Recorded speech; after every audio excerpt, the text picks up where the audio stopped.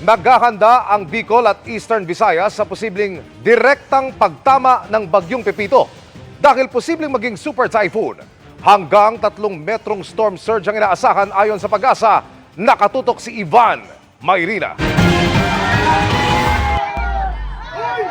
Ramdam sa 2 araw ng pila sa hardware na ito sa Catanduanes ang pangamba ng marami sa palapit na Bagyong Pepito.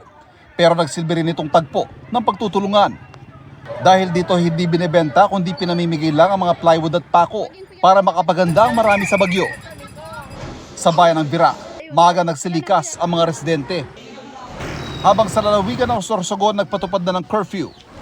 Sa Del Gallego, Camarines Sur, itinali ang mga bubungan at itinaas ang mga bangka sa mas ligtas na lugar. Habang sa Giwan, Eastern Samar, binalaan na mga taga-coastal waters sa posibleng storm surge. Isa kasi yan sa mga banta sa Eastern Visayas, pati sa Bicol Region, Calabarzon at maging sa Metro Manila ngayong weekend. Binanggit yan ng Pag-asa sa briefing nito sa Pangulo. Ito rin po ang ating babantayan, ang storm surge na maaaring umabot ng more than 3 meters. It seems to be a significant one because if we're talking about 3 meters, that's almost 1 floor. So kailangan talaga nating abisuhan ang mga LGUs. Iniutos ng Pangulo ang mandatory evacuation partikular sa Eastern Visayas, Catanduanes at Quezon. 200,000 tao ang tinatayang maapektuhan nito ayon sa DILG. Sa ngayon, yung lakas niya ay 3 meters. Pero kung lalo pang lumakas, ang madadagdagan pa yan ng at least 1 metro o 2 metro. Lalayo sila sa dalampasigan ng kasing taas o mas mataas na sa projected height ng storm surge.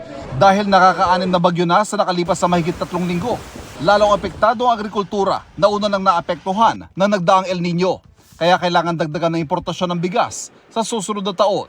We will import close to 4.5 million tons. Like 3.9 tayo last year. Of course, we'll do everything to control the price of all the food, especially all of those products that have been damaged or destroyed by the series of typhoons that have come.